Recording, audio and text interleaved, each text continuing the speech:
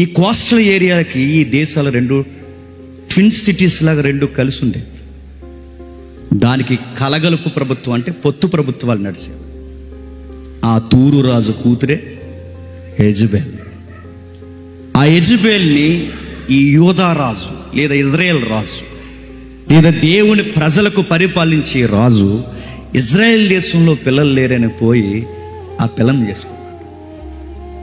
ఆ పిల్లని ఎప్పుడైతే చేసుకున్నాడో వస్తూ వస్తూ కట్నంగా ఏం తెచ్చిందో తెలుసా? ఎప్పుడు గుర్తుపెట్టుకోండి, చాలా మెసేజ్లో నేను చెప్తున్నాను, మళ్ళీ కూడా చెప్తాను. దేవుడు తెలియకో ఎరుగకో ఏమీ చెప్పలేదు. వెలుగుకి చీకటికి పొత్తు కుదరదుగాక కుదరదు. బయలుకి ప్రభువుకి బల్లారాధన కుదరదుగాక కుదరదు. గాడిదకి గుర్రానికి జంట కుదరదుగాక కుదరదు. విశ్వాసికి అవిశ్వాసికి పెళ్ళి బంధం కుదరదుగాక కుదరదు. నేను మార్చేస్తాను, నీ బొంద నువ్వేం మార్చలేవు. లేదు నాకు పార్కులో చెప్పాడు మారిపోతా అన్నాడు, నీ బొంద మారదు, సమాజ్ చేస్తాడేమనుకుంటున్నావు. లేదు లేదు నేను మారిపోతా, అందరూ రేపు నుంచి నాతో చచ్చిపోస్తాను. రాకపోతే ఏం చేస్తే ఇంటికి వచ్చిన ఎంటుకలు బీగుతావా? నేను అడుగుతున్నాను, చేసుకుంటున్నప్పుడు ఆమె హౌట్ బ్యూటీయే రాదు. ఆ చేసుకుంటున్నప్పుడు ఆయన పై రూపం మాత్రమే రాదు, ఆమె పై రూపం మాత్రమే రాదు. వారి ఐడియాలజీ మన లైఫ్లోకి వస్తుంది, వాళ్ళ లివింగ్ లైఫ్ మన లైఫ్లోకి వస్తుంది. వాళ్ళ విశ్వాసాలు, వాళ్ళ పద్ధతులు, వాళ్ళ ట్రెడిషనల్ లైఫ్ ఏదైతే ఉందో వాళ్ళు ఖచ్చితంగా పెట్టుకుని వస్తారు. ప్రస్తుతానికి ఆ లవ్ అట్రాక్షన్లో అది కనబడదు, కానీ ఒకరోజు ఖచ్చితంగా ఆ ఐడల్ వర్షిప్ అనేది బయటకు వస్తుంది. హాని పోయాడు, చేసుకున్నాడు, ఆ చేసుకున్న అమ్మాయిని తీసుకొచ్చాడు. వస్తూ వస్తూ కట్నం ఏం తెచ్చిందంటే ఈ యెజబెలు బయలారాధన తెచ్చింది. ఏం తెచ్చింది? బయలారాధన అంటే బయలు అంటే లార్డ్ అని అర్థం, బయలు అంటే ప్రభు అని అర్థం, దేవుళ్ళకే దేవుడు అని అర్థం. అలాంటి బయలు దేవత నమ్ముతుందట. ఆ బయలు దేవత ఏం చేస్తుందంటే, ఆ బయలు దేవత గుర్తేంటో తెలుసా? సూర్యుడు. సూర్యుడిని బయలని ఎందుకంటారు? సూర్యుడిని బయలని ఎందుకంటారంటే, ఇది మధ్యధరా సముద్రానికి తీర ప్రాంతాలు కదండి. ఇలా ప్రాంతాలు ఏవి? ఈ అమ్మాయి సొంతూరు ఏ ఊరు? తూరు సీదోను. ఈ మధ్యధరా సముద్రానికి తీర ప్రాంతాలు గనక ఈ సముద్రానికి మధ్యలో నుంచి సూర్యుడు వికసిస్తాడు, అంటే సూర్యుడు ఉదయిస్తాడు. ఆ సూర్యుడు సముద్రం మధ్యలో నుంచి వికసిస్తున్నప్పుడు ఆ రోజు వాళ్ళకి అర్థమైన సైంటిఫిక్ టెంపర్ ప్రకారం లేదా వాళ్ళ రిలీజియన్ ప్రకారం వాళ్ళు అనుకున్నది ఏంటంటే, ఇక దేవుడు అంటే ఎవరో కాదు, అదిగో సముద్రం మధ్య నుంచి వస్తున్నాడే అతగాడే మన దేవుడు అని చెప్పి సూర్యుడిని దేవుడిని చేసి దేవుడికి పేరెడితే ఆ పేరు బయలయ్యింది. సూర్యదేవుడు ఆరాధన అంటారు దాన్ని. అందుకే వచ్చింది. ఇది వచ్చినప్పుడు ఏం చేసింది ఒక్కసారి మొదటి రాజుల గ్రంథం రండి ఒకసారి. మొదటి రాజుల గ్రంథం 16వ అధ్యాయం 29 నుంచి చూడండి. యోధా రాజైన ఆస ఏలుబడి 38వ సంవత్సరమున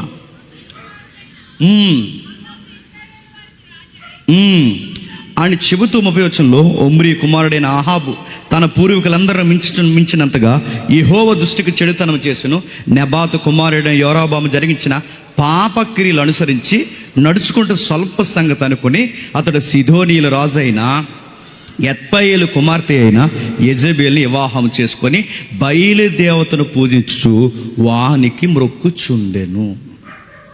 మొక్కింది ఆవిడ, వ్యక్తిగతంగా మొక్కుకుంటే బాగున్న ఆవిడ ఏం చేస్తుందో కిందకి చెప్తున్నట్టు చూడండి. మరియు ఆహాబు దేవతా స్తంభం ఒకటి నిలిపించెను.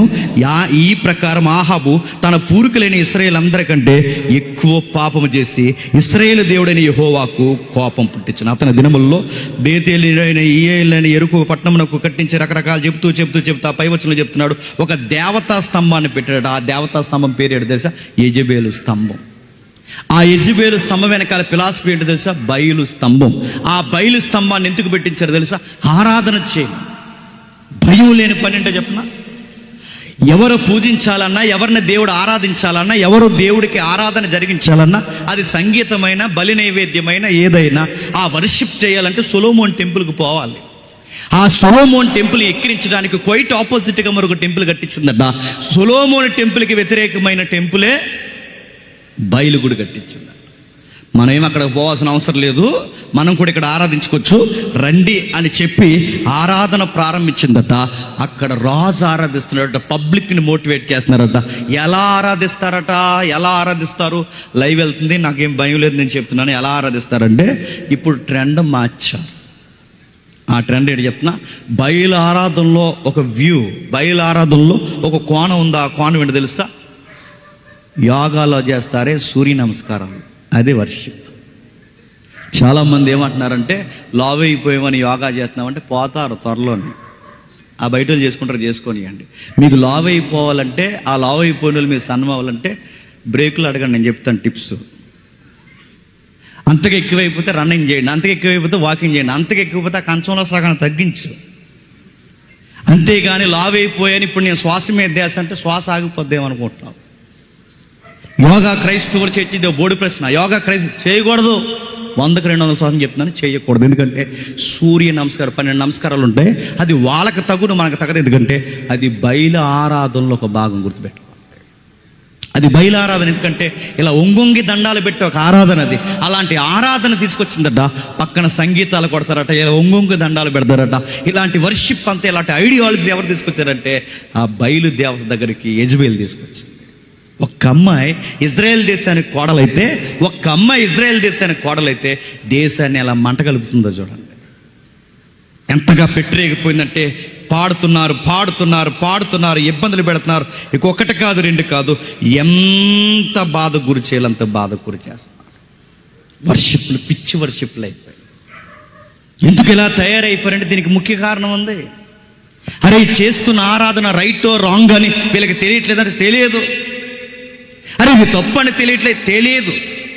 వీళ్ళకి తప్పు అని అనిపించదు. ఎందుకు అనిపించదంటే వాళ్ళకి సంగీతం ఉంది, వాళ్ళకి గాయకులు ఉన్నారు, వాళ్ళకి డబ్బు ఉంది, వాళ్ళకి పేరుంది, పిలిస్తే పరిగెట్టుకొచ్చే మనుషులు ఉన్నారు. ఇవన్నీ కలిసి వచ్చిన తర్వాత వీళ్ళకి తప్పు అనిపించట్లేదంటే తప్పు అనిపించట్లేదు. ఎందుకు తప్పు అనిపించట్లేదంటే అన్నీ ఉన్నాయి కానీ ఆ టైంలో తప్పని చెప్పే బైబుల్ లేదు. నా మాటలు అర్థమవుతున్నాయి లేదు. అన్నీ ఉన్నాయి కానీ వాళ్ళకి తప్పు అని చెప్పే బైబిల్. అంటే బైబిల్ లేకపోవడం ఏంటి? బైబిల్ లేని కాలం కూడా ఉందా? బైబిల్ లేని కాలం కూడా ఒకటి ఉంది.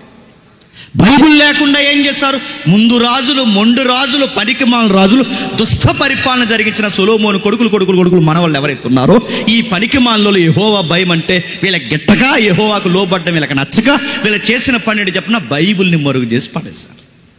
బైబిల్ని ఎప్పుడైతే మరుగు చేశారో, చేసేది తప్పో రైటో మనకి స్కేల్ లాగా పనిచేసే ఒక కొలత లేనప్పుడు మనం తప్పు చేస్తున్నాం, రైట్ చేస్తున్నాం, మనకి ఎలా తెలుస్తుంది? అరే ఇది తప్పు అని చెప్పాలి అంటే నువ్వు చెప్పకూడదు, నేను చెప్పకూడదు. ఇది తప్పు అని చెప్పాలంటే మనకు తప్పు అని ఏలెత్తు చూపించే దేవుని వాక్యం ఉండాలి. ఆ వాక్యం లేదు ఆ రోజు. అందుకే కొత్త ఆరాధనలు వచ్చే దేశంలోకి ఆ ఆరాధన బయలు ఆరాధన వచ్చింది. ఏం చేస్తారు బయలు ఆరాధనలు అంటే? ఒక్కసారి చూడండి, అదే అధ్యాయం 18వ అధ్యాయానికి రండి ఒకసారి. అదే పుస్తకము 18వ అధ్యాయం 27వ వచనం నుండి. అదే రాజుల గ్రంథం 18వ అధ్యాయం 27వ వచనం నుండి. మధ్యాహ్నము కాగా పెద్ద కేకలు వేయుడి, వాడు ఒకవేళ జ్ఞానము చేయుచున్నాడేమో. సందర్భం చెబుతాను, జాగ్రత్తగా వినండి. వర్షిప్ ఎంత ఎత్తుకు ఎదిగిపోయిందంటే యెహోవానే కాదన్నంత దూరం ఎదిగిపోయింది. ఆరాధన ఆరాధన ఆరాధన ఆరాధన ఆరాధన. ఈ ఆరాధన బ్యాచ్లు అందరికీ చెప్తున్నాను, జాగ్రత్తగా వినండి. ఆరాధన చెయ్యండి, ఆరాధన వ్యతిరేకం కాదు. కానీ ఆరాధన పేరు మీద కుప్పు గంతులు వేశారు, నడ్డెర్ర కొడతాడేమనుకుంటున్నారు. ఎందుకు చెప్పినా ఈ మధ్యకాలంలో ఎక్కడ లేని ఆరాధన ట్రెండ్ వచ్చింది. ఆ ఆరాధన ట్రెండ్ ఏంటి చెప్పినా బైబిల్ కింద పడేస్తారట. ఇలా పైకి లేచి ఇలాగో చప్పటి ఇలాగో సంకలు ఇరిసేస్తాడేమనుకుంటున్నావు. నువ్వు బైబిల్ కింద పడేసి నిన్నెవడు చేయమని బోడ ఆరాధన? నువ్వు బైబిల్ని గౌరవించిన బైబిల్ లేకే అలా తయారైంది ఇజ్రాయెల్ దేశం. బైబిల్ చూడకే అలా తయారైంది ఇజ్రాయెల్ దేశం. నువ్వు బైబిల్ని కింద పడేసిన ఇష్టానుసారంగా ఎగిరితే నేను ఎవడు చేయమన్న ఆరాధన? పరలోకం అంటుంది. ఎవడరా మీరని అడుగుతుంది పరలోకం, గుర్తుపెట్టుకోండి. బైబిల్ గౌరవం ఎవరికి కావాలి నీ ఆరాధన అడుగుతాను. ఆరాధన పేరుతో ఈరోజు చేతుల్లో బైబిల్ లేవు. కచ్చీపులు వచ్చినాయట, కచ్చీపులు చూస్తున్నారా కొన్ని వర్షిప్లో. నేను పేర్లు చెప్పట్లేదు కానీ గిర్రా తిప్పుతున్నారట. స్మోక్ అంట. ఏంటి ఆ పొగెడుతున్నారు? పొగ ఎందుకంటే శ్మశానాల్లో ఉన్నారా? పొగెడుతున్నారు, లైట్స్ ఆపుతున్నారు, లైట్స్ వేస్తున్నారు, పొగెడుతున్నారు, లైట్స్ ఆపుతున్నారు. ఈ పాడే పాస్టర్ గారు అసలు నిలబడతా లేదు. అలా తిరుగుతాడు, ఎలా తిరుగుతాడు? కుదిరింగా నిలబడి పాడొచ్చుగా. అలా తిరుగుతాడు, ఇలా తిరుగుతాడు. ఈయనే డ్యాన్స్ చేసేస్తే ఇక కింద ఉన్న కుర్రకారు ఆగుతారు. వీళ్ళ మొఖాలకు బాప్టిజాలు లేవు, వీళ్ళ మొఖాలకు రక్షణ అంటే తెలియదు. వీళ్ళకి పొట్ట జింపితే మత్తయి సువార్త తర్వాత ఎవరే పలానా అధ్యాయంలో ఈ రెఫరెన్స్ ఉందంటే వాళ్ళకి తెలియదు. వీళ్ళ బందేలకు ఏమీ తెలియదు. ఈ బోడోలందరూ కలిసి అట్ట కచ్చిపులు తిప్పి గిర్ర తిప్పి వీళ్ళు ఆరాధన చేస్తారు. డ్రైనేజ్లో తొక్కెత్తాడు ఏమనుకుంటున్నారు? మీకు బైబిల్ తెలియనప్పుడు బైబిల్ గౌరవం మిమ్మల్ని ఎవడు చేయమన్నాడు? ఆరాధన ఇలానే చేసి ఏం చేశారు? బయలారాధన చేశారు. ఆ రోజు ఏ ఆరాధన? బయలారాధన. ఏం చేశారు? పిచ్చి సంగీతాలు, పనికిమాల సంగీతాలు తెచ్చారు. అరే, దైవికమైన సంగీతం ఒకటి ఉంది, ఆ సంగీతానికి వాక్యం అనే వరవడు ఉంది. ఆ వరవడుతోనే దైవికమైన సంగీతాన్ని ప్రజలకు వినిపించాలని ఒక భావజాలన పక్కకు పోయింది. బయలు భావజాలన తెర మీదకి వచ్చేస్తే ఏమైంది? భయం లేని ఆరాధన, పనికిమాలిన ఆరాధన వచ్చారట. యెహోవాను ఆరాధించే వాళ్ళు ఒకవైపు ఉన్నారట, బయలును ఆరాధించే వాళ్ళు ఒకవైపు ఉన్నారంటే దేశం రెండు రకాలైపోయింది. Majority minority, majority minority. అంటే మెజారిటీ ఎవరు ఎక్కువైపోతున్నారు? రోజు రోజు కంటే బయలును ఆరాధించే వాళ్ళు ఎక్కువైపోయారు. ఒకటి కాదు, రెండు కాదు, ఇలాంటి భయంకరమైన ఆరాధనలు పెరిగిపోయాయి. ఆ టైంలో ఏం చేశారు? రెబల్ ప్రాఫిట్ ఉన్నాడు ఒక ఆయన తిరిగి లేకుండా, మోమాటం లేకుండా, నువ్వు కింగ్ అయితే ఎవడికి, నువ్వెవడవైనా సరే నేను చెప్తా అన్నాడు. అంతే. ఆ రెబల్ ప్రాఫిట్ పేరే ఏలియా. వచ్చాడు, ప్రజలు ఇటోపు ఆరాధన చేయించి అటోకు ఆరాధన చేసి ఎలా చేసి అలా చేసి అన్ని దైవికమైన ఆరాధనలు అంటే కుదరదు కాక కుదరదు. మా జనరేషన్లో ఇలా జరిగితే ఊరుకోమని ఆ ప్రాఫిట్ తెర మీదకి వచ్చాడు. ఒక మాట అన్నాడు, రేపు బహిరంగ డిబేట్ అని చెప్పాడు.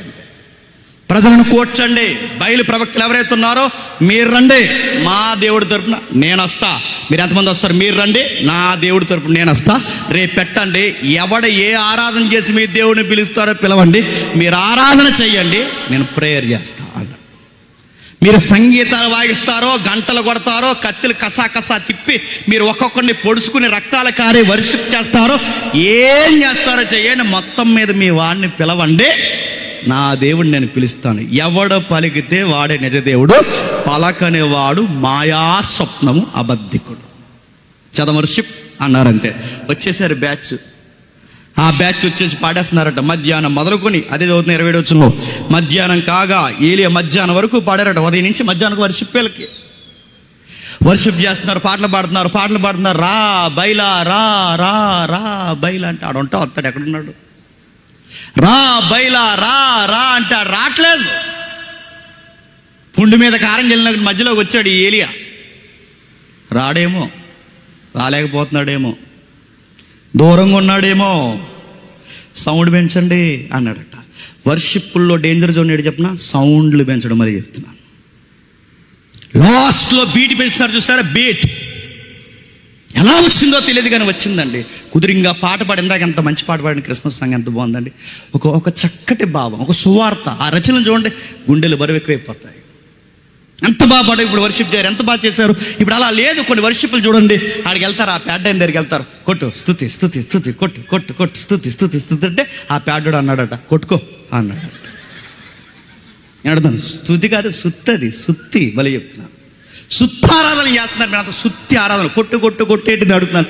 ఏటు కొట్టు నడుతున్నాను. బీట్ పెంచడమా వర్షిప్ అంటే? మ్యూజిక్ పెంచడమా వర్షిప్ అంటే? సౌండ్ పెంచడమా వర్షిప్ అంటే? కచ్చీబులు తిప్పడమా వర్షిప్ అంటే? అడిగే వాళ్ళు ఏడు అనుకుంటున్నారు అడుగుతాను. ఇలాంటి వర్షిప్పులు 6వ శతాబ్దంలో ముమ్మరం అయిపోయాయి. అడిగాడు ఏలియా, ఇది తప్పుడు వర్షిప్ అని. పెంచండి, మీరు మ్యూజిక్ పెంచుతారో, ఏం పెంచుతారో, కేకలేస్తారో, ఏమేస్తారో వేయండి, మీ వాడు మెడిటేషన్ చేస్తున్నాడేమో అని చెప్పాడు. ధ్యానంలో ఉన్నాడేమో, శ్వాస మీద ధ్యాసలో కూర్చున్నాడేమో, మొత్తం మీద అలాగ తగలడిపోలే, ఇంకా ఇటెక్కే మాటలు మాట్లాడుతున్నాడు. అలాగ పుండి మీద కారం చెల్లినట్టు అయిపోయింది. ఇంకా అంటున్నాడు, బహుశా మీ వాడు నిద్రపోయాడేమో, దూరంగా ఉన్నాడేమో, సిగ్నల్ అందట్లేదేమో, కేకలు వేయండి అనగానే ఇతగాడి మాటలకి అక్కడ ఆన్సర్ రావట్లేదు, ఇతగాడి మాటలు తట్టుకోలేకపోతారు. ఇంకేం చేశారు? వర్షిప్ పెంచారు. ఎలా పెంచారు? కొట్టు అన్నారు చూసారు, అలాగే పెంచారు. ఎలా పెంచారు? కిందకు చూడండి ఎలా పెంచారు.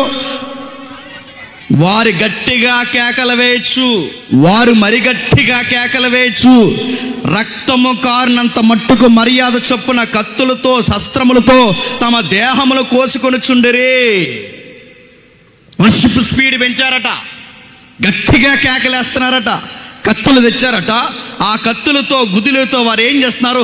రక్తం కారేంతగా కోసుకుంటున్నారట. ఈ ప్రకారం మధ్యాహ్నమైన తర్వాత అస్తమయ నైవేద్యములు అర్పించు. వచ్చింది చూడండి, నైవేద్యం. అస్తమయ నైవేద్యం అర్పించు సమయం వరకు వారు ప్రకటన చేయించు వచ్చిరు గాని మాటైనను ప్రత్యుత్తరం ఇచ్చేవాడైనను లక్ష్యము చేసిన వాడైనను లేకపోయిను. పెంచేస్తున్నారంట. అంటే ఇక దేవుడు రావట్లేదు. వాళ్ళ దేవుడి పేరు చెప్పండి. బయలు రా, బయలా రా రా అంటాడు, రావట్లేదు. ఈ లోపల ఈ ఏలియా గారు అంటున్నారు, ఆడు రాడేమో, నిద్రపోయాడేమో, దూరంగా ఉన్నాడేమో, సిగ్నల్ అందట్లేదేమో. గట్టిగా రండి అంటే ఆ మాటలు ఇంక తట్టుకోలేక ఆ కత్తిలో తీసుకుని కసా పొడి చేసుకుని రా బయలా రా రా రా అంటే ఆడు రావట్లేదు. ఈ సీన్ చూస్తుంటే మీకు గుర్తొస్తుంది లేదో, మన చిన్నప్పుడు మారక ముందు బ్లాక్ అండ్ వైట్ మూవీల్లో దేవుడి సినిమాలు చూస్తే ఆ హీరోయిన్ వర్షిప్ చేస్తుంది. సేమ్ ఆ హీరోయిన్లు ఎవరైతే ఉన్నారో వాళ్ళు ఎలానే వర్షిప్ చేస్తారు. చేస్తున్నప్పుడు దేవుని రమ్మంటారు, రాడు. ఆ దేవత కోసం ఈవిడ పాడుతుంటుంది పాట. హీరోయిన్ రా దేవత రా దేవత రా అంటే రాదు దేవత. ఆ లాస్ట్లో ఏం చేస్తుంది హీరోయిన్ చెప్పండి? గట్టిగా పాడి ఆ తలట్టుకెళ్ళి ఆ స్తంభాన్ని పటాపటా కొట్టేసుకుంటే ఆ గంటల గిడి వాయిస్తుంటే అప్పుడు ఆ రక్తం ఇలా బయటకు వస్తుంటే డింగుమని వచ్చి భక్తురాలు ఏమైందన్నాడు. ఇది సినిమాలో కాబట్టి వస్తున్నాడు. రియల్గా వస్తాదా? ఈ వర్షిప్లు ఎక్కడో చెప్పండి, మీకు చదువుతుంటే ఏమర్థమవుతుంది చెప్పండి. ఇది క్రైస్తవ వర్షిప్లా బయట వర్షిప్లా? ఈ బయట ఆరాధనలా క్రైస్తవ ఆరాధనలా? దైవికమైన ఆరాధన వేరు, దైవికమైన ఆరాధన పద్ధతులు వేరు. దైవికమైన ఆరాధనలో మనుషులకు కావలసిన ఆధ్యాత్మిక తీవ్రత వేరు. మరి బయట ఏముంటుందంటే కుప్పు గంతులు, పనికి మాలిన యాసాలు, రక్తం కారడం, పనికి మాలిన గంతులన్నీ వేస్తారు. చివరికి గట్టి కేకలేస్తారు. ఇది దైవికమైన ఆరాధన కాదు. దైవికమైన ఆరాధన చక్కటి వాక్యం ఉంటుంది. దైవికమైన ఆరాధన పాటల్లో దేవుని మనసు ఉంటుంది. వింటున్నప్పుడు మనుషులు మారు మనసుకు గురవుతారు. సైకలాజికల్గా ఫీల్ అవరు. వారు నిజంగానే వాళ్ళు పశ్చాత్తాపం పడతారు. ఇది దైవికమైన ఆరాధనకున్న గుర్తు. సైకలాజికల్గా ఎలా ఫీల్ అవుతున్నారంటే అప్పటికప్పుడు ఆడు పాటకు ఫీల్ అయ్యాడు అనుకోండి, ఆ పాటకు ఫీల్ అవుతున్నాడు ఏం చేస్తాడు చెప్పండి? ఆ పాట ఉన్నంతసేపే ఉంటాడు. నేను అడుగుతున్నాను, లోక సంబంధమైన పాటలు ఉర్రూతలోగిస్తాయి. ఈరోజు ఉర్రూతలోగించే పాటలు చెప్తున్నా, దైవికమైన పాటలు కూడా ఉర్రూతలోగిస్తాయి. మన పాటలు ఉర్రూతలోగిస్తాయి లేదో నాకు తెలియదు, కానీ మన పాటలు మాత్రము మనలో ఉన్న చీకటి కోణాన్ని కడగాలి. తీసుకొచ్చింది పాడారట. వాళ్ళ పాట పాడాడు, ఈయన గారు పాట పాడలేదు, ప్రార్థన చేశాడు. ఆకాశం చూస్తుండగా పెలపెలమని ఒక మెరుపు దిగిపోయింది. ఆ చూస్తుండగా అగ్ని గంధకాలు దిగిపోయి ఆ మాంసాన్ని కట్టెల్ని కాల్చి పడేసే ఒక్కసారి ఒక స్టార్ట్ చేశాడు. మీ దేవుడు ఫేక్, మా దేవుడు రియల్ అని ప్రూవ్ చేశాడు. ఆ రోజు ఓడిపోయింది ఆ పనికి మాలిన ఆరాధన. ఓడిపోయింది ఆరాధన, పనికి రాకుండా పోయింది. దైవికమైన భక్తుడు నిలబడి చెప్పాడు, ఈ తప్పుడు ఆరాధన దేశంలోకి రావడానికి వీల్లేదు. ఇంకా ఏం చేశారు? అలాంటి ఆరాధన దేశంలోకి వస్తే ఏం జరగడం ఏంటి? మారణ హోమం జరుగుతాయి. ఏం జరగడం ఏంటి? దేశాన్ని కలవరానికి గురి చేస్తారు. ఏం చేశారో ఒక్కసారి ఇర్మియా గ్రంథం రండి. ఇర్మియా గ్రంథము 19వ అధ్యాయం. ఇర్మియా గ్రంథము 19వ అధ్యాయం 5వ వచనం చూడండి త్వరగా. ఇర్మియా గ్రంథం 19వ అధ్యాయం 5వ వచనం. నేను విధింపనిదియు నా మనస్సునకు తోచనది ఆచారం ఆచరించిరి, మీ కుమారులను దహన బలిగా కాల్చుటకై బలిపీఠములు కట్టించారు. ఆ టెక్స్ట్ మీరు ఇంటికి వెళ్ళిన తర్వాత చదవండి. కుమారుల్ని బలి ఇవ్వడం కూడా ఆ రోజుల్లో ఏంటట? ఆరాధన. రక్తం ఒలిగిపోయేలా ఎగరడం ఏంటట? ఆరాధన సరిగ్గా ఎలా చేయాలో తెలియకపోతే ఆరాధన చివరికి తీసుకెళ్లే పరిస్థితులు ఏంటో తెలుసా? రక్తం కారిపోయేలా పనికిమాల పనులు చేస్తారు. చివరికి మనుషుల్ని చంపుకుంటారు. అదే చేశారు చూడండి. వాళ్ళు ఎక్స్ట్రీమ్కి పోయి చంటి పిల్లలు చెప్తున్నారు. దేనికి రంటే ఆరాధనలో ఒక భాగం అంట. నెలల నిండిన బిడ్డ ఎవరైతే ఉన్నారో ఆ నెలల నిండిన బిడ్డను తీసుకొచ్చి ఆరాధనలో ఆ దేవతకి బలిచ్చేస్తారట. ఆ బయలుదేవతకి ఎప్పుడైతే బలిచ్చేశారో ఆ బయలుదేవతకు బలిచ్చినప్పుడు వాళ్ళ దగ్గర ఒక ఫిలాసఫీ ఉందట. ఆ ఫిలాసఫీ ఏంటంటే పంటలు బాగా పండాలన్నా, కడుపులు బాగా నిండాలన్నా, వాతావరణం సమతుల్యత కలిగి మనకి కలిసి రావాలన్నా దానికి సూత్రం ఒకటి. ఆరాధనలో మన పసిపిల్లల్ని బలి ఇవ్వాలని ఆ రోజుల్లో పసిపిల్లల్ని బలిచ్చారంట. చూసారా? ఆరాధనేగా అనుకోకండి, ఆరాధనలు ఎంత దూరం తీసుకెళ్తున్నాయి చూడండి. కడుపును పుట్టిన బిడ్డలను చంపుకుంటున్నాయి. కేవలం పంటలు పండడానికి, కేవలం వాళ్ళ కడుపులు నిండడానికి, వాళ్ళ దేశం యొక్క ఆదాయం పెరగడానికి, వాళ్ళ ఆరాధన పేరు మీద బిడ్డల్ని చంపేస్తున్నారట. దేవుడు అంటున్నాడు, బయలు పేరు మీద మీ పిల్లల్ని మీరు చంపుతున్నారు, ఆరాధన పేరు మీద మీ బిడ్డల్ని చంపుతున్నారు. నేను అడుగుతున్నాను, మోసే కాలం మీకు తెలుసు. కొండ మీదకి వెళ్ళి కిందకి దిగొచ్చే సమయానికి బ్యాచ్ ఏం చేశారండి? వర్షిప్ స్టార్ట్ చేశారు. కొండ మీదకి వెళ్ళి కిందకి దిగొచ్చే సమయానికి ప్రజలందరూ ఒక దూడని చేసుకుని ఆ దూడ ముందు ఏం చేస్తున్నారు తెలుసు? Worship worship worship. జనాలు బాగా తిన్నారట, తిన్నది అరిగే వరకు ఎగిరారట. ఆ ఎగిరిన దానికి పేరెట్టారంట. చెప్పండి, ఆరాధన ఆరాధన ఆరాధన ఆరాధన. మీకు అర్థమవుతుందా? ఇవన్నీ మనం చూస్తుంటే మనకేం అర్థమవుతుంది చెప్పండి? ఇవన్నీ మనం చూస్తుంటే మనకేం అర్థమవుతుంది చెప్పండి? ఆరాధనలు మారిపోయాయి. ఇవి చూస్తుంటే పూర్వకాలపు ఆరాధనలాగా ఇప్పుడు కనబడుతున్నాయి. ఎక్కడ చూడండి ఒక్క చేతుల్లో బైబిల్ కనబడుతుందా? ఎక్కడ చూడండి ఒక అర్థవంతమైన పాటలు కనబడుతున్నాయా? ఎక్కడ మీరు చూడండి దైవికమైన ఆరాధనలో పశ్చాత్తాపానికి గురయ్యే మనుషులు కనబడుతున్నారు. ఏరి ఆ పాటలేవి, ఆ మనుషులేరి, అలాంటి గాయకులేరు, ఎక్కడో రేరుగా కనబడ్డం తప్పని అడుగుతున్నాను. ఏరి ఎక్కడ మీరు చూడండి బైబిల్ లేకపోతే జరిగే పరిస్థితులు ఎలా ఉంటాయంటే ఇదిగో ఇలానే ఉంటాయి, ఇలాగే జరుగుతాయి. బయలారాధన బయలారాధన, పనికి మాలిన ఆరాధన ఆ రోజు మనుషులను చంపేస్తుంది. ఇంకా ఏమొచ్చాయి దేశంలోనికి? ఒకటా రెండా? నేను టైం లేదు కనుక నేను త్వరగా ముగిస్తున్నాను. అసీరా దేవత అష్టారోత్ వచ్చిందంట. అష్టారోత్ అంటే, అసీరా అంటే వృక్షారాధన ఉందిగా, ఆ వృక్షాలను ఆరాధిస్తారు. ఈ చెట్లను ఆరాధించడం, చెట్లకి మొక్కడం, ఈ ఆరాధనకు కేర్ ఆఫ్ అడ్రస్ మేడం ఎవరంటే అసీరా దేవత. వృక్షాలను ఆరాధిస్తే ఏం జరుగుద్దంటే ఆ వృక్ష ఆరాధనకి అష్టారోతుగా పేరు మారింది. అష్టారోతుకి పేరు మారితే అష్టారోతు చేసే పనులు ఏంటో తెలుసా? ఆ దేవత దగ్గరకు పోయి సంతాన ఉత్పత్తి కొరకు ప్రార్థన చేస్తే సంతానం కలుగుతుందంట. అందుకే ఏం చేయాలట? ఆ సంతాన ఉత్పత్తి దేశంలో బాగా పెరగాలన్నా అష్టారోతు చరిత్ర మీరు చదవండి. ఆ దేవత కూడా వయసులో ఉన్న వారిని కానీ పసిపిల్లలను కానీ బలెయ్యాలంట. అప్పుడు ఆ కలిసి వస్తుందట ఆ దేశానికి. మీరు నమ్ముతారు లేదో మన రాజమండ్రిలో జరిగినవన్నీ తెలుసా? ఒకప్పుడు మీరు నమ్ముతారు లేదో మన కలకత్తాలో జరిగేవి తెలుసా? మీరు నమ్ముతారు లేదో మన ఎండాలజీ సబ్జెక్ట్ మీరు చదవండి. ఎంత ఘోరాతి ఘోరమైన పరిస్థితులు జరిగే ఒకసారి చదవండి. ఉగ్లీ నది, కలకత్తాలో ఉగ్లీ నది ఏదైతే ఉందో ఆ నదికి బలిగా పిల్లల్ని ఇచ్చేశారు మన భారతీయులు. ఎందుకు? దేశంలో మంచి జరగాలని.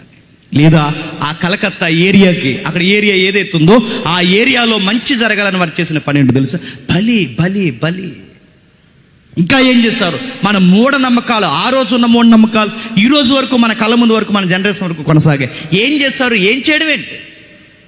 పిల్లలు ఏడుస్తారు కదా, ఎర్లీ వీక్స్లో ఉన్నప్పుడు ఏడుస్తారు. వారు ప్రారంభపు వారాల్లో చాలా ఏడుస్తారు.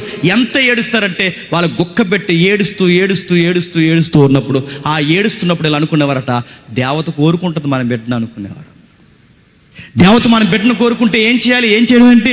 మన దేవతను మన బిడ్డ కోరుకుంటుందంటే ఎక్కువ మన బిడ్డ ఏడుస్తుందంటే మన దేవత మన బిడ్డను కోరుకుంటుందని చెప్పి రాత్రికి రాత్రి ఒక బుట్టలో ఆ బిడ్డను గడ్డి ఊరికి దూరంగా మర్రిసెట్టు ఉంటే ఆ మర్రిసెట్టు కట్టేసేవారు రాత్రి అంతా. ఆ మర్రిసెట్టు కట్టేస్తే ఈ చీమలు ఉంటాయి చూసారా, నల్లజీమలు, కండజీమలు, ఇవన్నీ పక్కకి ఆ పక్షులు, ఈ గుడ్ల గూబులు అన్నీ ఆ పిల్లను పొడుచుకొని తింటుంటే అప్పుడు మన భారతీయులు కొంతమంది అనుకునేవారట, ఆ కలకత్తా హిస్టరీ నేను చెప్తున్నాను, అప్పుడు అనుకున్నారట దేవత మన బిడ్డను తీసుకుంటుంది అనుకున్నారు. ఇవన్నీ జరిగాయి. ఇవన్నీ దేని పేరు మీద జరిగాయి అంటే మళ్ళీ చెప్తున్నాను, ఆరాధన పేర్ల మీద జరిగాయి. ఆ రోజు కూడా అష్టారోతుని చెట్లకు దేవతగా పూజించారు, భయంకరమైన బలి నైవేద్యంగా పూజించారు, స్తుతి నైవేద్యంలో బలి నైవేద్యం అర్పించేశారు, పిల్లల్ని నైవేద్యాలుగా ఇచ్చేశారు. తర్వాత మరొక దేవత వచ్చింది. ఆ దేవత మరీ ఘోరం, కెమోస్ అంటారు. కెమోస్ అంటే విజయాల దేవుడు అని అర్థం. అంటే ఆ దేవుడు నమ్ముకుంటే ఇంక విజయం వచ్చేస్తుందని. ఇవన్నీ ఎక్కడికి వచ్చాయి తెలుసా? ఇజ్రాయెల్ దేశానికి వచ్చాయి. ఎందుకు వచ్చాయి తెలుసా? బైబుల్ లేకపోవడం వల్ల వచ్చాయి.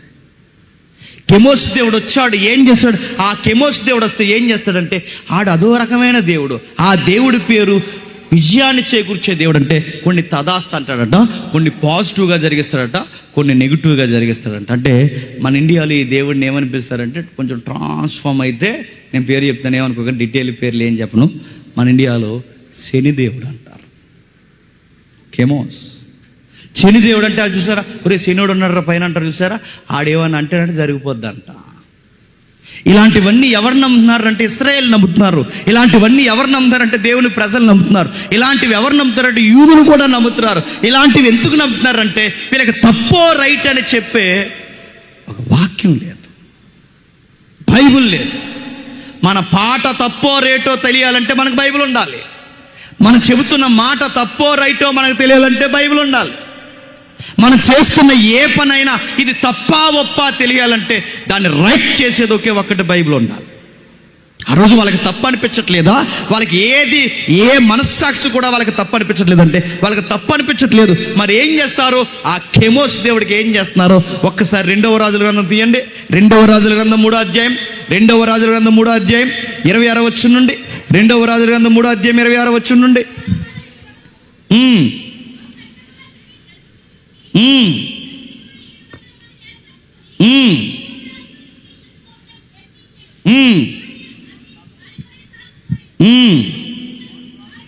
ఏదికి మీద ఉన్న ఎవరైనా చదవండి.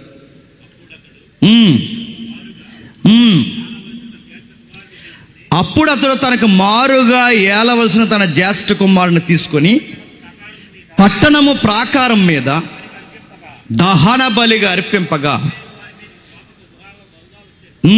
ఏంటట, తన కొడుకు, తనకు మారుగా ఏలవలసిన కొడుకుని మోయాబు రాజు లేదా ఆ అన్యరాజు చేసిన పని ఏంటో మీరు చూడండి.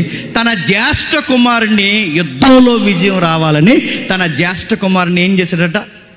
బలిచ్చారట. మీరు హిస్టరీలు చదవండి ఇంటికి వెళ్ళిన తర్వాత. ఎలా బలిస్తారంటే సంగీతాన్ని పెట్టుకుంటారు, గాయకులను పెట్టుకుంటారు. ఈ గాయకులు సంగీతాలు గట్టిగా ఈ వర్షిప్ చేస్తున్నప్పుడు సరిగ్గా వర్షిప్ పీక్ స్టేజ్లోకి వెళ్తారు చూసారా, సరిగ్గా ఆ టైంకి వెళ్ళేసరికి ఆరాధనలో పసిపిల్లల్ని బలేస్తారంట. ఎలా బలేస్తారంటే కొంచెం హిస్టరీ మీకు చూసాయి, అవుట్లైన్ చెప్తాను వినండి. ఈ విగ్రహాన్ని తయారు చేస్తారు కదండి, ఈ విగ్రహం ఏదైతే ఉంటుందో రాగితో తయారు చేస్తారు. దాన్ని రాగి ఈ లోపలంతా డొల్ల ఉంటుంది. ఒక పెద్ద విగ్రహం అన్నమాట. ఈ లోపలంతా డొల్లగా ఉంటుంది. ఈ వెనకాల ఒక పెద్ద స్పేస్ ఉంచుతారు, అంటే లోపలికి నిప్పులు పోయడానికి. ఆ విగ్రహం ఇలా కూర్చుంటుంది. సగమేమో మనసు ఉంటుంది, సగమేమో ఎద్దు రూపం ఉంటుంది. ఇదంతా ఎండితో ఆ రాగితో తయారు చేయబడి ఉంటుంది. ఇలా కూర్చుని ఉంటుంది అది ఎద్దు. ఆ ఇలా కూర్చుని ఉంటే ఆ మనిషి ఆకారంలో, ఎద్దు ఆకారంలో ఉన్న ఆ దేవుడు ఇలా కూర్చుని ఉంటే ఈ రాగికుండే గుణం ఏంటో తెలుసా? త్వరగా వేడెక్కుతుంది. ఎప్పుడైతే ఆ నిప్పులు కుప్ప లోపలేస్తారు, మనకి టొబాకో ఈ గుడాంస్ ఉంటాయి చూసారా, నిప్పు ఎలాగైతే లోపల పెడితే ఆ గుడాంస్ ఎలా అయితే ఇటుక ఫామ్ అవుతాయో, ఇటుక బట్టెలు కాల్చుతున్నప్పుడు కింద వేడి పెట్టి ఇటుక బట్టెలను ఎలాగైతే వేడి చేస్తారో, అలానే లోపల విపరీతమైన నిప్పులు కట్టెలు పోసి ఈ విగ్రహాన్ని వేడి చేసినప్పుడు రాగుకుండే గుణం ఏంటంటే త్వరగా ఈటెక్కుతుంది. ఆ పెద్ద పెద్ద హస్తాలు లాంటి ఆ చేతుల్లో ఈ పసిపిల్ల అప్పుడే నెలల్లో పిల్లని పట్టుకెళ్ళి ఆ వేడి వేడి విగ్రహం చేతుల్లో పెట్టేస్తారంట. ఎందుకు పెట్టేస్తారంటే కలిసి వస్తుందని. ఆ బిడ్డ కేకలు వినబడకూడదని. ఆ బిడ్డ కేకలు వినబడితే మళ్ళీ తల్లిదండ్రులు ఎక్కడ బాధకు గురవుతారేమో అని ఆ కేకలు వినబడకుండా చరిత్ర చెబుతుంది. ఆ కేకలు వినబడకుండా వీళ్ళు ఏం చేస్తారో తెలుసా? స్పీడ్గా మ్యూజిక్ కొడతారంట. అంటే ఈ స్తుతి నైవేద్యంలో వారు ఇచ్చే నైవేద్యం ఏంటో తెలుసా? పిల్లల్ని. వాళ్ళు ఇచ్చే నైవేద్యాలు వారి గర్భాన్ని పుట్టిన పిల్లల్ని. ఎందుకురా యుద్ధాన్ని గెలవాలి, ఎందుకురా పంటలు బాగా పండాలి, ఎందుకురా వాకిళ్ళు బాగుండాలి, ఎందుకురా గృహాల సమృద్ధిగా ఉండాలి, ఎందుకురా మన దేశం బాగుండాలని వాళ్ళ స్తుతి నైవేద్యాల్లో వాళ్ళు అర్పించే అర్పణలో పిల్లల్ని బలిచ్చారంట. అంటే అర్థం పర్థం లేని అన్యారాధనలో ఎక్కడ వరకు ఇజ్రాయేల్ దేశాన్ని తీసుకెళ్ళే తెలుసా? మనుషుల్ని చంపుకునేంత స్థితికి తీసుకెళ్ళాయి. మనుషుల్ని చంపుకునే స్థితికి తీసుకెళ్ళాయి. అలాంటి టైంలో ఎక్కడ చూడండి బయలారాధన పెరిగిపోయింది, అస్తారతో ఆరాధన పెరిగిపోయింది, మిల్కోము ఆరాధన పెరిగిపోయింది, కెమోసు ఆరాధన పెరిగిపోయింది, రకరకాల దేవి దేవతల ఆరాధన పెరిగిపోయింది. మరొక ఆరాధన వచ్చింది, నేను ఎందుకు చెప్తున్నాను వినండి. మిల్కోము, సొలొమోను గారి దగ్గర రాయబడుతుంది ఈ దేవత పేరు. ఈ మిల్కోము ఎవరు తెలుసా? ఈవిడ పేరు శృంగార దేవత. శృంగారానికి దేవత ఏంటంటే అదో దేవత. ప్రజలకట ఆ రోజుల్లోనట అలా నేర్పించడానికట ఆవిడంటో దేవత అంటే ఇంక ఎలాగని అడగండి నన్ను. అదేంటంటే ఇలాంటివి ఇప్పుడు ఉన్నాయంటే లేవు. మా ఫ్రెండ్ ఒకడు ఉన్నాడు, చాలా కాలం క్రితం అడిగాను నన్ను, మరి అలాంటివన్నీ పెడతారు, కుటుంబాలు అక్కడికి వస్తాయి, అవన్నీ వాళ్ళు చూస్తారు కదరా, ఇలాంటివి ఏంట్రా, అలాంటి ఇమేజెస్ కష్టం కదరా టెంపుల్స్ మీద అని అడిగితే ఆడేమన్నాడు తెలుసా? నాలెడ్జ్ కోసం రా అన్నారు. ఏం నాలెడ్జ్ రా అని అడిగాను నేను.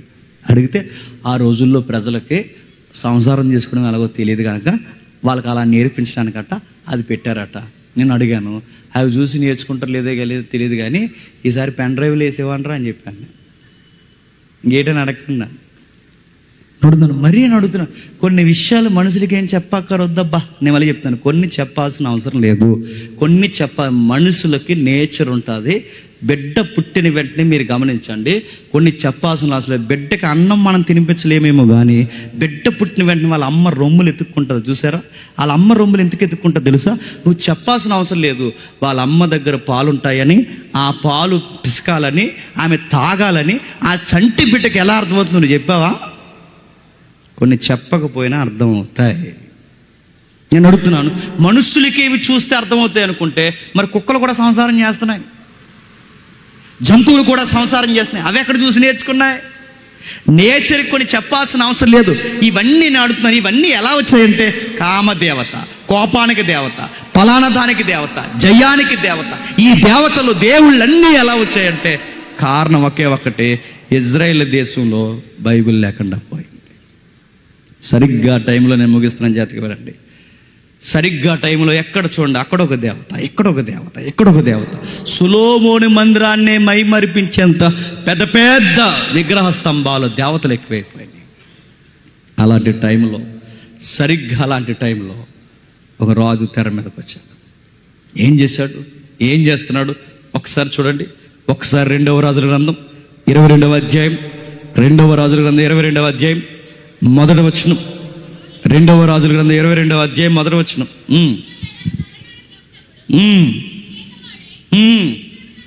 ఎవరంట?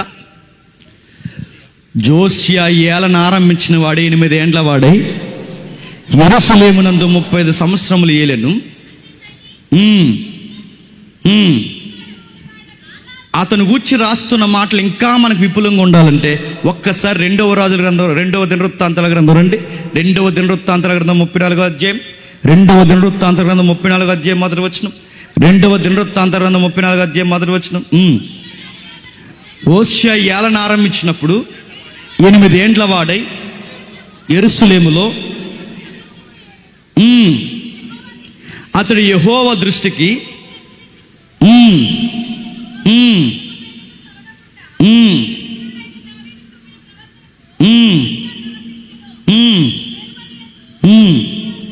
అక్కడ రాయబడిన మాట మీరు చూడండి. యోషియా ఏలన ఆరంభించినప్పుడు 8 ఏండ్ల వాడు. ఎన్ని సంవత్సరాలు అండి?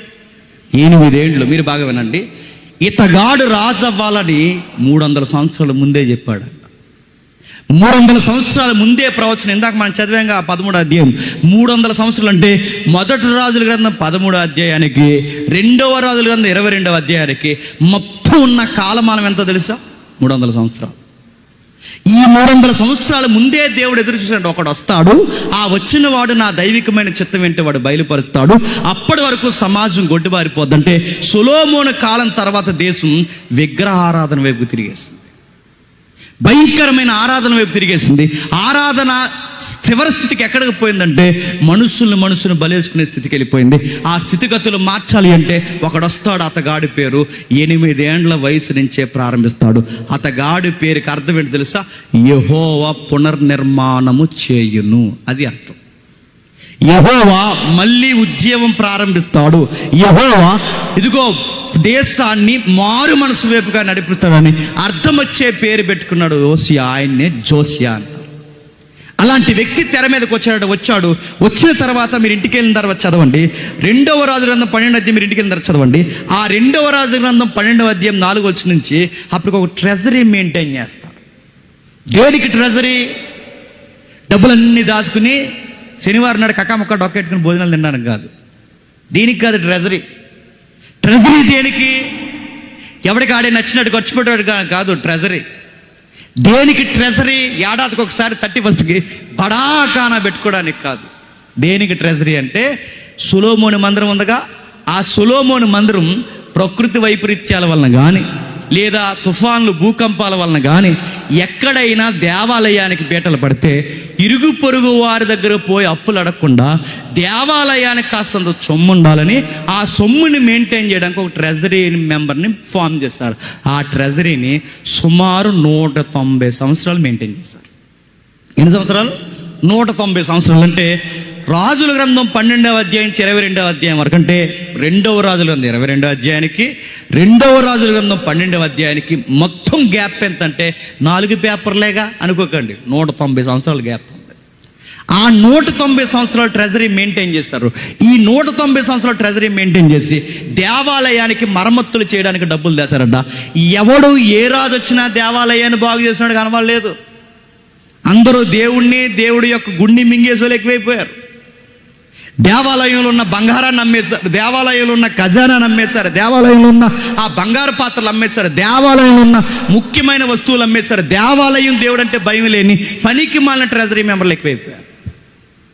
ట్రెజరీ సొమ్మును పాడు చేయడం కూడా కాలు దూస్తున్న టైంలో ఒక్క రాజు కూడా సరిగ్గా ఆ సొమ్మును ఉపయోగించలేని టైంలో ఈ కుర్రోడు తెర మీద వచ్చాడంట. 190 సంవత్సరాల నుంచి ఖజానా నిండిపోయి ఉంటే తీయండి ఆ డబ్బు బయటికి తీయండి అని చెప్పి ఆ డబ్బును బయటికి తీసి ఆ డబ్బును పట్టుకెళ్ళి దేవాలయాన్ని మరమ్మతుల కార్యక్రమం చేస్తున్నాడు.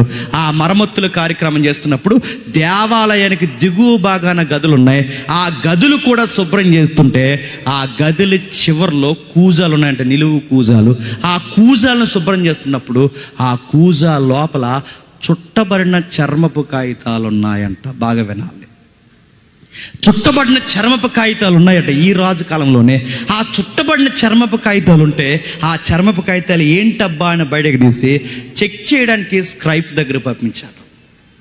ఎప్పుడైతే వాళ్ళ దగ్గరకు వచ్చారో ఆ స్క్రైబ్స్ ఎవరైతే ఉన్నారో వాళ్ళు చెక్ చేశారు, శాస్త్రులు వాళ్ళు చెక్ చేసి ఇలా అన్నారు, సార్ మీకు విషయం చెప్పాలి సార్, ఇది ఏంటో కాదు, మన పితరుల దగ్గర నుంచి మన పితరులకి నచ్చక దేశానికి కనబడకుండా వాళ్ళు చదవక ప్రజలను చదవనివ్వకుండా మన ప్రజల యొక్క హావభావాల్ని వారి మనోభావాల్ని దెబ్బతీసేలాగా దేవునికి వ్యతిరేకంగా ప్రజలను తయారు చేయడానికి మన ముందున్న రాజులు బైబిల్ని మరుగు చేసి కూజాల్లో దాచేశారు సార్ అని చెప్పాడంట. అంటే ఈ చర్మపు కాగితాలు ఏంటని రాజు అడిగినప్పుడు రాజుకి చెప్పారు, సార్ ఇది ఏంటో కాదు సార్, బైబిల్ సార్, బైబిల్ అయితే. అంటే ఒక బైబిల్ అనేది ఒకటి ఉందని, ఆ బైబిల్ రాజు కూడా చదువుకోవాలని, ఆ రాజే కాదు ప్రజలు కూడా ఆ బైబిల్ని చదువుకోవాలని, చదువుకోవడానికి వీలు లేకుండా వీరికి ముందున్న రాజులు ఆహాబు, ఈ పనికిమాల రాజులు అందరూ ఉన్నారుగా, ఈ పనికిమాల రాజులు అందరూ కలిసి ఆహాబు ఈ ఉజ్జియా చివరి కాలం ఏదైతే ఉందో వీళ్ళందరూ కలిసి రాను బైబిల్ని మరుగు చేసి పాడేస్తారు. ఎప్పుడైతే బైబిల్ని మరుగు చేశారో ఈ బైబిల్ని ఇంకా చదివేవాడు ఎవడో లేక ఈ పట్టుకెళ్ళి బైబిల్ని ఈ చుట్టాలుగా చుట్టి కూజాల్లో పడేసి దేవాలయం కింద పడేశారట. సరిగ్గా ఈ మరమ్మతుల టైంలో ఈ రాజు ఈ మరమ్మతులన్నీ చేయించి ఆ టైంలో ఈ కూజాలని బయటకు తీస్తే రాజు కనబడదట, అయ్యా ఇది ఏంటో కాదు, ఇది బైబిల్ అని చెప్పారు. ఏముంది బైబిల్ ఒకసారి చదవండి అంటే ఆ బైబిల్ బయటికి తీశారు.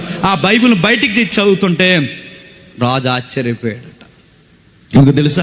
అప్పటి వరకు తప్పు అనిపించినవి, అప్పటి వరకు ఇది తప్పురా అని చెప్పేవాడు ఒక్కడ కనబడలేదు. ఆ బైబిల్ చదువుతుంటే ఇలా కనబడింది, విగ్రహారాధన జోలికి పోకూడదు, పైగా వాటికి ఆరాధన కార్యక్రమాలు చేయకూడదు. ఆ బైబిల్ ప్రతిని ఇలా చదువుతున్నాడు. ఎక్కడ పట్టుకెళ్లారంటే ఆ సరాసరి హుల్దా అనే ఒక ప్రవక్తని ఉంది ఆ రోజుల్లో. జపన్య మహానుభావులు ఇలాంటి ప్రవక్తలు ఉండగానే ఒక హుల్దా అనే ప్రవక్తని ఉంటే ఆ ప్రవక్తని దగ్గర పట్టుకెళ్ళి, అమ్మ ఏంటిదంటే ఆ హుల్దా అనే ప్రవక్తని చెప్పింది మోమాటం లేకుండా, ఏం కాదు దీని పేరు బైబిల్ అంటారు అంతే. బైబిలా? ఏ బైబిలు? మోసే రాశాడుగా ఆది కాండము, నిర్గమాకాండము ఇలా రాసుకుంటూ సుమారు ఒక ద్వితీయోపదేశాన్ని రాశాడుగా. ఆ ద్వితీయోపదేశంలో ఒక అధ్యాయం రాశాడుగా, ఆ అధ్యాయమే మీకు దొరికింది అని చెప్పిందంట.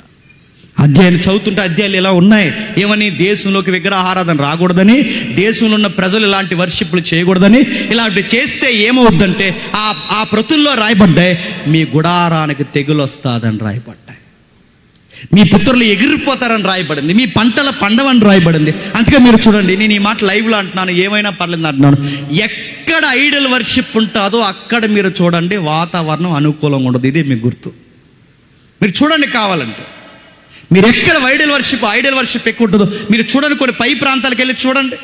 నేను ఏరియాలు చెప్పట్లేదు, కానీ కొన్ని పై ప్రాంతాలు నీటి చుక్క కూడా దొరకదు ఆ ఏరియాలో మీరు చూడండి. కొన్ని ప్రాంతాలకు మీరు వెళ్ళి చూడండి, పచ్చని మొక్క కూడా దొరకదు మీరు చూడండి. వాళ్ళకి ఎకరాలు ఉంటాయి, కానీ పండడానికి తినడానికి గుప్పుడు మెతుకులు దొరకదు మీరు చూడండి. కారణం, ఇప్పటికీ నరబలు లేస్తారు ఆ ఏరియాలో, ఇప్పటికీ పసిపిల్లని బలేస్తారు ఆ ఏరియాలో, ఇప్పటికీ కొంతమంది స్త్రీలని దేవుడికిచ్చి పెళ్లి చేస్తారు ఆ ఏరియాలో. ఇలాంటి పనికిమాలి పనులు ఎక్కడ జరుగుతాయో అక్కడ నదులు పారవు. ఇలాంటి పనికిమాలి పనులు ఎక్కడ జరుగుతాయో అక్కడ వర్షాలు పడవు. ఇలాంటి పనికిమాలి పనులు ఎక్కడైతే జరుగుతాయో దేవునికి వ్యతిరేకమైన కార్యక్రమాలు జరిగిన దగ్గర పంటలు పండవు. ఒకవేళ పండినా వాళ్ళకి అతివృష్టో అనావృష్టో జరుగుద్ది మీరు చూడండి. మీకు ఇదే కారణం. ఇంకా మీరు ఏమనుకుంటారో, మీరు రాసుకు పెట్టుకుంటారో గుర్తుపెట్టుకుంటారో ఏమనుకుంటారు అనుకోండి. నేను మాత్రం చెప్తున్నాను, కొన్ని ప్రభుత్వాలు వస్తే వర్షాలు పడవు, కొన్ని ప్రభుత్వాలు వస్తే గోదావరి బంకు ఊరి మీద వచ్చేస్తాయి. మీరు చూడండి కావాలంటే. ఎందుకు? సిస్టమ్ ఇక్కడ సరిగ్గా ఉండాలంటే బాగా వినండి, సిస్టమ్ అక్కడ సరిగ్గా ఉండాలంటే ఈ సిస్టమ్ తినంగా ఉండాలి. ఈ సిస్టమ్ కకలావికలం చేసి తైతక్కలేసలు వేసిందో అలాము తగదేమో అక్కడ స్టార్ట్ అవుతుంది. గుర్తుపెట్టుకోండి. అనుకూలించు, ప్రకృతి అనుకూలించదు. ఎందుకు? నువ్వు దేవుడికి వ్యతిరేకంగా చేస్తే ఎలా ఉంటుంది? ఒప్పుకుంటుందా? ఉల్లిపాయ రేటు పెరుగుద్ది, టమాటకాయ రేటు పెరుగుద్ది, దిగుబడి తగ్గిపోద్ది, నదులు ఎండిపోవడం ప్రారంభమవుతాయి, భూభాగాలు ఒక్కడికక్కడే గడ్డు కట్టుకునే ప్రాంతాలు అయిపోతాయి. ఇజ్రాయెల్ దేశం ఇలా అయిపోవడానికి కారణం ఏంటో రాజుకి బలు వెలిగింది. ఎందుకు మన పంటలు పండట్లేదు? ఎందుకు మన ఆరోగ్యాలు కలిసి రావట్లేదు? ఎందుకు మన యవనస్తులు ఆరోగ్యంతో ఎక్కువ కాలం బతకట్లేదు? ఇంతకాలానికి స్ట్రైక్ అయింది. ఎందుకంటే మన వారందరూ విగ్రహారాధన చేస్తున్నారని అర్థమైంది. అరే, అసీరాను పూజిస్తున్నారు, బయలును పూజిస్తున్నారు, మిల్కోము దేవతను పూజిస్తున్నారు, కెమోసు దేవతను పూజిస్తున్నారు. అరే, వర్షిప్పేగా అనుకున్నాం, కానీ ఇది ఇంత తప్పని ఈ బైబిల్ దొరికితే కానీ అర్థం కాలేదు. చూసి ఏం చేశాడో ఆ 34వ అధ్యాయం 27వ వచనం చూడండి. 34వ అధ్యాయం 27వ వచనం త్వరగా 34వ అధ్యాయం 27వ వచనం. నీ మనస్సు మెత్తనిదై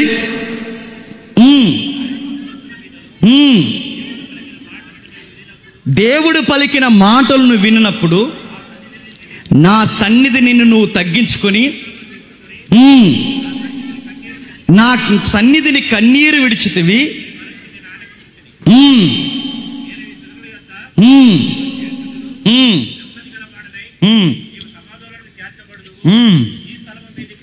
వాక్యం చదివిన వెంటనే ఆ కుర్రోడు ఏం చేశాడట? కన్నీరు విడుచుచు. ఆశ్చర్యకరమైన మాట తెలుసా? ఎన్ని సంవత్సరాలు రాజు అయ్యాడండి ఆ కుర్రోడు? 8. అలానే మాట గుర్తుపెట్టుకోండి. ఆ 8 వచ్చిన ఒకసారి చదవండి. 34వ అధ్యాయం 8 వచ్చిన. అతని ఏలుబడి యందు 18వ సంవత్సరం ఉంది. 8కి 18 కలపండి. 8కి 18 కలపండి. కరోనా బ్యాచా? కలపండి మరి, చెప్పండి. 26 సంవత్సరాలు. 26 సంవత్సరాల కుర్రోడు. మళ్ళీ చెప్తున్నాను, ఈ మాట నాకు ఎన్నిసార్లు చదివిన ఏడుపు వస్తుందండి. 26 సంవత్సరాల కుర్రోడు దేనికోసం ఏడుస్తున్నాడు తెలుసా? వాక్యం కోసం ఏడుస్తున్నాడు. 26 సంవత్సరాల కుర్రోడు వాక్యం బోధిస్తుంటే ఏడుస్తున్నాడు. అడుగుతున్నాను, ఇక్కడ చాలా మందిని నేను చూస్తున్నాను, ఇక్కడ వాక్యం చెప్తుంటే పనికి మన సెల్ ఫోన్ చూస్తారు. అడుగుతున్నాను, కనీసం మీకు వాక్యం అంటే గౌరవం లేదని మీకు? కనీసం అడుగుతున్నాను, మీ చర్చెస్లో మన దేవాలయాల్లో అడుగుతున్నాను, పాస్టర్ గారు అక్కడ నిలబడి అక్కడ వాక్యం బోధిస్తుంటే నీకు ఫోన్ ఎలా మాట్లాడినప్పుడు సిగ్గు లేదని నీకు దేవాలయంలో ఉన్నప్పుడు? అరే, 26 సంవత్సరాల కుర్రోడు చూడు, 26 సంవత్సరాలు అక్కడ వాక్యం వింటుంటే ఆ వల్దా ప్రవర్తిని చదువుతుంటే ఆ వాక్యం అలా ఇన్ని ఎక్కేడ్చాడట. ఈరోజు కుర్రోళ్ళు దేనికి ఏడుస్తున్నావు? నీ లవర్ కోసం ఏడుతున్నావు ఈరోజు కుర్రోళ్ళు వ్యసనం కోసం ఏడుస్తున్నావు ఈరోజు కుర్రోళ్ళు దేనికి ఏడుస్తున్నారు చెప్పండి? పనికి మాలిన వస్తువుల కోసం ఏడుస్తున్నారు ఈరోజు. ఒక 26 సంవత్సరాల కుర్రోడు పైగా రాజు నడుతున్నారు. రాజు కోరుకుంటే ఎంతమంది రాణిల ముందు నిలబడతారు చెప్పండి? రాజు కోరుకుంటే ఎన్ని సుఖాల ముందు నిలబడతాయి?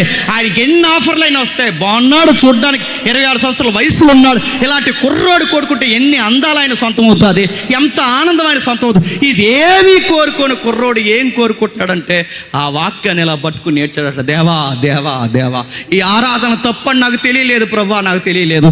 నా అయామలో, నా నియోజకవర్గంలో, నా పరిపాలనలో, నా రాజరికపు శాస్త్రంలో ఇది తప్పని నాకు అర్థం కాలేదు. కారణం, నా పితరులు ఎవరైతే ఉన్నారో వాళ్ళు బైబిల్ చదవకుండా చేసేసారు. ఆరాధన నేర్పించేశారు, మాకెక్కడ లేని ఆరాధన నేర్పించేశారు. మాకెక్కడ లేని వర్షిప్లు తీసుకొచ్చారు. బయలు ఆరాధన తీసుకొచ్చారు, కెమోస్ ఆరాధన తీసుకొచ్చారు, మిల్కం ఆరాధన తీసుకొచ్చారు. రకరకాల దేవుళ్ళ ఆరాధన అని చెప్పారే తప్ప ఆ దేవుళ్ళే తప్పులు దేవుళ్ళని మాకు అర్థం కాలేదు. కేవలం మా దగ్గర బైబిల్ లేక, కేవలం బైబిల్ లేక మళ్ళీ చెప్తున్నాను, ఈరోజు ఒక ఆరాధన రైటో రాంగో తెలియాలంటే దేంతో కొలవాలి చెప్పండి? బైబిల్తోనే కొలవాలి. అరే ఇది చేస్తున్న వర్షిప్ రైటా కదా? బైబిల్తోనే కొలవాలి. ఈరోజు నడుతున్నాను, ప్రతి కుప్పుకెంత ఆరాధన అవుద్దా? ప్రతి పనికి మాలిన ఆరాధన అవుద్దా? ప్రతిదీ ఆరాధన అవుద్దా చెప్పండి? ఎందుకు ఆరాధన అర్థం పర్థం లేకుండా పోతున్నాయి తెలుసా? వాక్యము బైబిల్ నడుతున్నాను.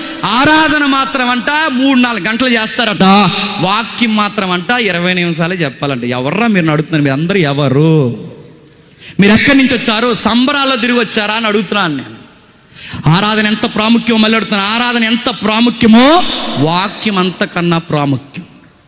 ఆరాధన ఉండాలి, వాక్యం ఉండాలి. ఆరాధన ఉండాలి, వాక్యం ఉండాలి. ఆయన గారికి అర్థమైంది, తీసుకొచ్చాడు. ఆయన బైబిల్ పట్టుకుని ఏడుస్తున్నాడట. కన్నీరు విడుచు, నీ మనసు ఎంత మెత్తనదయ్యా, వాక్యం వింటుంటే ఏడుస్తున్నావు. వాక్యం వింటుంటే 26 సంవత్సరాల కుర్రోడు ఏడుస్తున్నాడంటే ఎంత విచిత్రం చూడండి. అడుగుతున్నాను, ఇలాంటి వాక్యాలు మీ పాస్టర్ గారు చెప్తున్నప్పుడు, ఇలాంటి వాక్యాలు దైవజనులు చెప్తున్నప్పుడు, ఇక్కడ ఉన్న అనేక మంది యంగ్స్టర్స్ అడుగుతున్నాను, ఎప్పుడైనా వాక్యం వింటున్నప్పుడు కానీ చదువుతున్నప్పుడు కానీ నీ కళ్ళల్లో నీరు తిరిగిందా? నీకు తిరగదు. నీకు ఎప్పుడు తిరుగుతుంది చెప్పనా? మీ అయ్యి అడిగిన బండి కొనకపోతే తిరుగుద్ది నీకు ఎప్పుడు కన్నీళ్ళు తిరిగితే నువ్వు అనుకున్నవి జరగకపోతే నడుతున్నావు. వాక్యం కూడా ఏడ్చే యవ్వనస్తులేరు. నేను పొగడ్డానికి చెప్పట్లేదు, కానీ ఈ సహోదరుడు బాబ్జీ ఎవరైతే ఉన్నారు, ఇక్కడ ప్రసంగం చెబితే అక్కడ ఆడపిల్లలాగా ఏడ్చేస్తుంటాడు. అక్కడికి వచ్చింది. ఎన్నోసార్లు చూశాను బాబ్జాన్. నాకు ఫోన్ చేసి, అన్న దుబాయ్ నుంచి ఫోన్ చేస్తారు, అన్న మొన్న వాక్యం చెప్పారు కదన్న, ఆ వాక్యం విన్నప్పుడు నాకు ఎంత ఏడుపు వచ్చిందని అది మళ్ళీ జ్ఞాపకం చేసుకుని మళ్ళీ ఏడుస్తాడు వాట్సాప్ కాల్లో. అలా ఏడిచాడు కనుక ఈ మీటింగ్ పెట్టాడు. మళ్ళీ చెప్తున్నాను, అలా ఏడ్చేవాడు కనుకే తన డబ్బుని రూపాయి దాసి తన చుట్టూ ఉన్న యవనస్తులందరూ రూపాయి పోగేసుకుని, ఏదైతే ఈ వైఎంసీ యూత్ ఉందో ఇలాంటి యవనస్తులందరూ కలిసి ఆ ఏడ్పు, ఆ నిట్టూర్పు వాళ్ళకు ఉంది కనుకే మా ఊరు దేవుడి కోసం ఏడవాలని ఈ మీటింగ్ పెట్టారు. వాళ్ళు వరకేం పెట్టలా, వాక్యం కోసం ఏడ్చే వాళ్ళు మీ ఊర్లో యవనస్తులు ఉన్నందుకు మీరు ధన్యులు. మళ్ళీ చెప్తున్నా, వాక్యం కోసం ఏడ్చే యవనస్తులు మీ ఊర్లో పుట్టినందుకు మీ గ్రామాలు ధన్యమైన గ్రామాలు. మళ్ళీ చెప్తున్నా, ఎందుకంటే ఇలాంటి యవనస్తులు బయట పనికి మాల మేళతాళాలు వేదికలేసి పెడుతున్నారు. ఇలాంటి యవనస్తులు బయట రచ్చరచ్చ చేసే ప్రోగ్రామ్స్ పెడుతున్నారు. కానీ మన యవనస్తులు అలా లేరు. దేవుని మాటలు వినిపించాలని మంచి గాయకుల్ని, మంచి సంగీతకారుల్ని, వాక్యం చెప్పే నాలాంటి ఒకరిని తీసుకొచ్చి ఇక్కడ నిలబెట్టి, నా బిడ్డలు, మా దేవుని ప్రజలు, నా ప్రజలు, మా సహోదరులు వాక్యం కోసం తెప్పరెళ్ళాలని ఈరోజు ఈ వేదికలు వేస్తున్నారంటే అలాంటి బిడ్డలు ఉన్నందుకు ధన్యులు. మళ్ళీ చెప్తున్నాను నేను. ఏడ్చాడట ఈ రాజు, ఏడ్చాడు. ఎంత ఏడ్చాడంటే దేవుని సన్నిధి నిలబడి, దేవా తప్పైపోయింది ప్రభువా అని ఏడ్చాడట. మీకు ఉదాహరణ చెప్పి నేను త్వరగా ముగిస్తాను. రాజులు నిజానికి ఏడవకూడదు. ఏడిస్తే వాళ్ళ రాయల్టీ పోద్ది. రాజులు ఏడవకూడదు. రాజులు, నాయకులు ఏడవకుండా ఉండడానికి ప్రాక్టీసులు చేస్తారు. ప్రాక్టీస్ అంటే వాళ్ళకి ఎంత ఎమోషన్ ఉన్నా ఆ బాధ అంతా పెదవులు వెనకాల దాచుకుని అలా పెదాలు బిగించి చేద్దాం, అలా చేద్దాం, ఆ బాధను అలా కంట్రోల్ చేసుకొని కూడా ఒక ప్రాక్టీస్. మన ఇండియాలో రాజీవ్ గాంధీని చంపేశారు. నళిని, ఆ అమ్మాయి తెలుసుగా, ఆ అమ్మాయి మానవ బాంబుకి వెళ్ళి పేలిపోయింది రాజీవ్ గాంధీ గారి చేతిలో. రాహుల్ గాంధీ ఫారెన్లో చదువుతున్నాడు, ప్రియాంక గాంధీ ఫారెన్లో చదువుతుంది. డాడీ ముక్కలుగా చిదిగిపోయి చచ్చిపోయాడన్న వార్త అందుకుని వెంటనే ఫ్లైట్లో వచ్చారు. వాళ్ళ డాడీ శవాన్ని రాహుల్ గాంధీ అలా చూశాడు. ముఖం లేదు, చేతులు లేవు, కాళ్ళు లేవు, ముక్క చెక్కలు చెల్లా చెదురుగా అయిన దేహం పడిపోయినప్పుడు ఆ ముక్కలన్నీ పోగేశారు. ఆ ముక్కల దగ్గరికి వెళ్ళి రాహుల్ గాంధీ అలా ఏడవబోతున్నాడు. డాడీ అని ఏడవబోతున్నప్పుడు ప్రియాంక గాంధీ అంది, బ్రదర్ మై డియర్ బ్రదర్, ఏడవద్దు. నెహ్రూ కుటుంబం ఏడవడం భారతీయ ప్రజలు చూడకూడదు. ఏడవద్దు తమ్ముడా, సోదరా, దయచేసి ఏడవద్దు. ఎందుకంటే నెహ్రూ కుటుంబకుల నాయకులు ఏడవకూడదు. మనమే ఏడిస్తే ప్రజలు ఏమైపోతారు. ఏడవద్దు. మీకేమర్థమవుతుంది చెప్పండి. అందుకే పెద్దవారు, కుటుంబీకుల్లో ఉన్నవారు ఏడవకూడదు. ఏడిస్తే వెనకాల ఉన్న వాళ్ళు చెదిరిపోతారు. ఎంత ప్రాక్టీస్ చేసినా ఆ రాజు ఏడవకుండా ఉండలేకపోయాడట. హిజ్కియా తెలుసుగా, హిజ్కియాకి వ్యాధి వచ్చిందని ప్రవక్త వచ్చి చెప్పినప్పుడు, హిజ్కియాకి వ్యాధి వచ్చిందని ప్రార్థనలో జవాబు వచ్చినప్పుడు హిజ్కియా ఎలా ఏడ్చాడట? గోడ వైపుకి తన ముఖం తిప్పుకొని ఏడ్చాడు. గోడ వైపుకి ఎందుకు తిప్పుకున్నాడు? రాజు ఏడవడం ఎవరు చూడకూడదు చెప్పండి? ప్రజలు చూడరు. రాజు ఏడవడం ప్రజలు చూడకుండా రాజులు గోడల వైపుకు ముఖాలు తిప్పుకొని ఏడుస్తారు. ముఖాన్ని పక్కకు తిప్పుకొని ఎవరో చూడకుండా కన్నీళ్ళు తుడుచుకుంటారు. ఎందుకంటే వాళ్ళ ఏడవడం ప్రజలు చూడకూడదు, ప్రజలు కుదేలైపోతారు.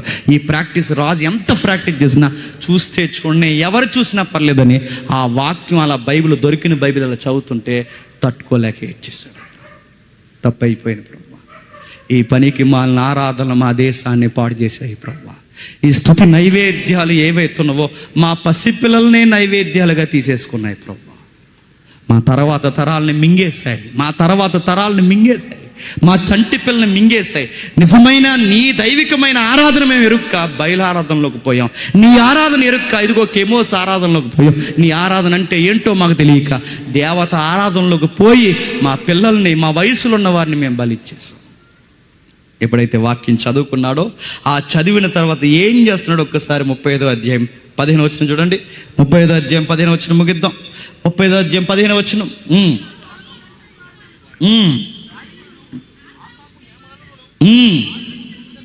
ఎవరండి వీళ్ళు? మళ్ళీ అడుగుతున్నాను. ఆసాపు సంతతి వారు గాయకులను, ఆసాపు హేమాను. ఎవరండి వీళ్ళు? దావీదు కాలం నుంచి సీనియర్ వర్షిప్ లీడర్స్ వీరు. ఆసాపు ఒక చక్కటి వర్షిప్ లీడర్. ఎవరైతే ఉన్నారో క్వైట్ టీమ్ లీడర్ ఉంటారు చూస్తారా, ఆయన. ఆసాపు కానీ హేమాను కానీ వీళ్ళందరూ రాజు ముందుకు వచ్చారట. వీళ్ళందరూ గాయకులే కాదు, వీళ్ళందరూ సంగీతకారులే కాదు, వీళ్ళందరూ కేవలం ఆరాధన కార్యక్రమంలో క్వైట్ టీమ్ మెంబర్సే కాదు. వీళ్ళందరూ ఎవరు తెలుసా? దీర్ఘదర్శులు, ప్రాఫిట్స్. ఆ రోజుల్లో ఎవర్రా ఆరాధన చేస్తుందంటే ప్రవక్తలు ఆరాధన చేస్తున్నారు. ఈరోజు ఎవర్రా ఆరాధన చేస్తున్నారంటే ఈ బ్యాండ్ మేళంలో పాట పెడతాడంటే వీడు. చెప్పండి, ఇక్కడికి వచ్చి ఆరాధన చేస్తాడు. అడుగుతాం, పానపరగ్గలందరూ ఆరాధన చేయొచ్చా? మిమ్మల్ని అడుగుతున్నాను నేను, పానపరగ్గలందరూ ఆరాధన చేయొచ్చా? ఇక్కడ వర్షిప్ చేశాడు, రేపు పోయి ఆ సంబరాల దగ్గర వీడు పాట పాడతాడంట. అక్కడేమో అక్కడ జీడిపిక్కల పాట పాడతాడు, ఇక్కడికి వచ్చి సొక్క పుట్టిందని పాడతాడంట. నీ సొక్క నీ పిక్క దేవుడు నీ సంగతి చూస్తాడు, గుర్తుపెట్టుకో. నేను అడుగుతాను, ఉంటే ఇటు ఉండు, పోతే అటు పో, అటు ఇటు నేను ఎవడ తిరగమన్నాడు? వీళ్ళెవరు చూడండి, ఆసాపు, హేమాను. వీళ్ళెవరు? దీర్ఘదర్శులు, దీర్ఘ ప్రవక్తలు, లేవీ గోత్రికులు, ప్రత్యేకింపబడిన వారు. సంగీతాన్ని గానమును కూడా సేవగా చూసిన ఆ రోజుల్లో గొప్ప సంగీత ప్రవక్తలు వీరు. సంగీతాన్ని కూడా దేవునికి సేవగా మలచిన వారు. దావీదు కాలంలో దావీదు సంగీతం ఆకాశాన్ని అంటిందంటే సపోర్ట్గా నిలబడిన సంగీతకారులు ఎవరో తెలుసా? వీళ్ళే. హేమాను కానీ ఈ ఆసాపు కానీ వీళ్ళ కీర్తనలు జాతీయ గీతాలు అయ్యాయి. వీళ్ళ కీర్తనలు జాతీయ కీర్తన ఆరాధనగా మలిసా. అలాంటి జాతీయ కీర్తన రాసిన ఆసాపుని హేమాన్నప్పటికి దావీదు చనిపోయాడుగా. ఆసాపు హేమాను పిలిపించి, ఈ రాజు ఎవరైతే 26 సంవత్సరాల రాజు అన్నాడట, ఇప్పుడు స్టార్ట్ చేయండి నిజమైన వర్షిప్, ఇప్పుడు స్టార్ట్ చేయండి అన్నాడట.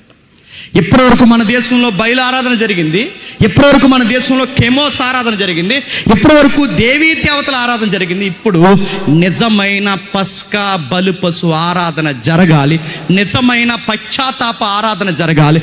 ప్రజలు రొమ్ములు కొట్టుకోవాలి, సేదుకూరలు కలుపుకోవాలి, బలి పశును తెచ్చుకోవాలి. ఆ పస్కా బలును తింటూ ఏడుస్తూ, దేవా మేము పాపాత్మలు ఇన్ని రోజులు తప్పు చేశామని ఆరాధనలో రమ్ములు కొట్టుకుని ఏడవాలని భక్తి కలిగిన సంగీతకారుల్ని, గాయకుల్ని పిలిపించి ఆరాధన ప్రారంభించాడు. అది స్తుతి ఆరాధన అంటే. ఎప్పుడైతే ఆ స్తుతి ఆరాధన ప్రారంభించాడో హోషేయ మళ్ళీ ఎవరిని తలపించాడో తెలుసా?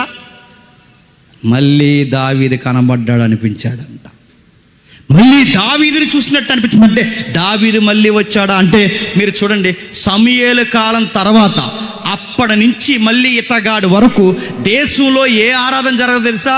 పస్కా ఆరాధన జరగలేదట. మళ్ళీ ఆ రికార్డు బదులు కొట్టింది ఎవరు చెప్పండి? ఈ జోషియా రాజే బదులు కొట్టాడు.